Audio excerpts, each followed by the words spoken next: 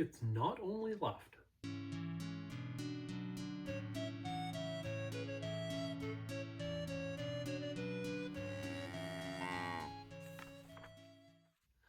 Hi everyone, I'm Jacob. I'm the CowHatLibrarian. And this was an interesting one. I picked it up from the new picture bookshelf at my local public library, and it is Just Right by Torrey Maldonado and Teresa Martinez. As our story starts, Toby and his ma are out shopping for gifts. And Toby decides on some socks. Not just for his dad, but also for his uncle, his mom's brother. And he has an easy time picking out the socks for his uncle. He's going to get him these cool striped ones. But he doesn't know what to get his dad. His dad's hard to please, and he picks dotted ones. And Toby heads home and wraps them, and he hopes that his dad will smile and say that he loves the socks and loves him, and his dad barely looked at them and said, "Oh, more socks," and went back to reading on his phone, leaving Toby feeling pretty down about things. That somehow he'd done something wrong. That he didn't pick out the right thing. And his mom tells him, no, that's not the case. But go take these to your uncle. So he walks down the street, finding other things that don't feel right. Some broken glass, a playground that's long under construction. But eventually, Toby reaches his uncle's auto garage, where things feel right. Where his uncle is always thrilled to see him. Leaves a chair that's labeled Toby's chair. Has all the artwork Toby's given him over the years on his walls. And is thrilled to get that pair of socks from Toby, regardless of whether they fit or not. And Toby thinks back to what his mom said about people who are right will make you feel right. And people who aren't all right won't make you feel right. And that's the end. Now, it's a pretty quick read. There's not a lot to it. I really like the art style. The illustration of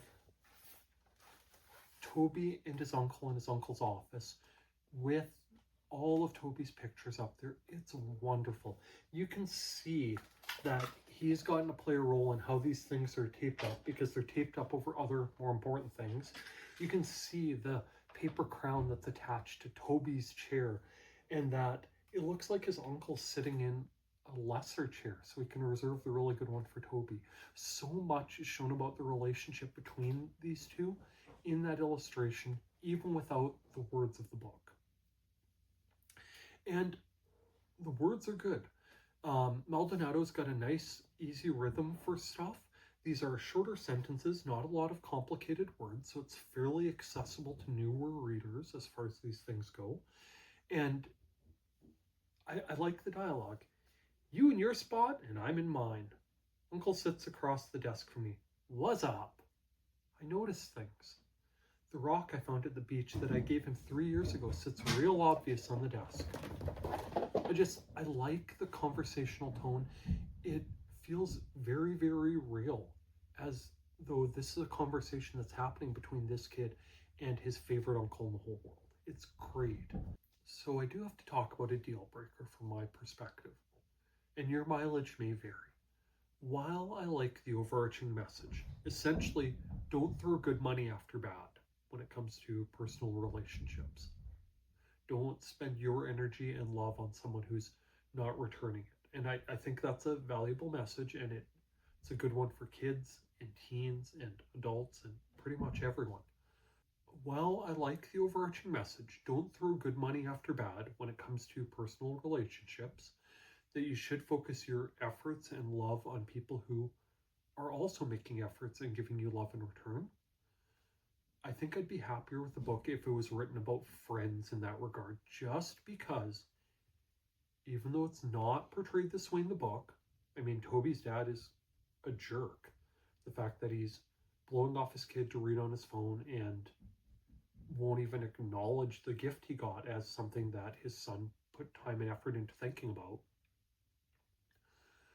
But just because on a superficial level, sometimes it's easier to think, oh, the person who does fun stuff with me, they're the one who cares. When, the parents doing all the work involved in having a kid, not just that fun hour once a week.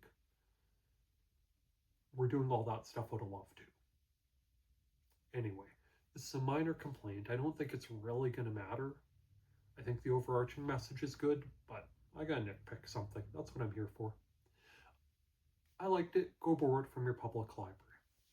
While on that topic, if you use and appreciate the services offered by your public library, why not take just 1 minute and tell the powers that be exactly that? Tell your mayor, tell a council member, tell your MP or MLA that you use and appreciate the services offered by your public library. We're at a time where some public libraries are having trouble finding sustainable funding to continue improving the materials, programs, and services they offer, and a few good words in the right ears might make a world of difference.